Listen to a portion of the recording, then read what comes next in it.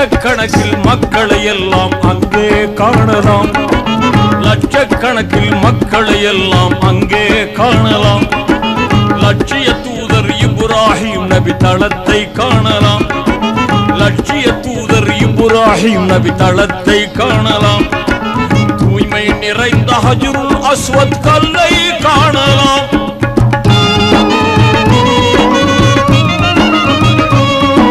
தூய்மை நிறைந்த ஹஜ்ருல் அஸ்வத் கல்லை காணலாம். துன்பம் நீக்கும் ஜம்ஜம் கிணற்றை அங்கே காணலாம். அன்னை ஹதீஜா நாயகியாரின் கோட்டையை காணலாம்.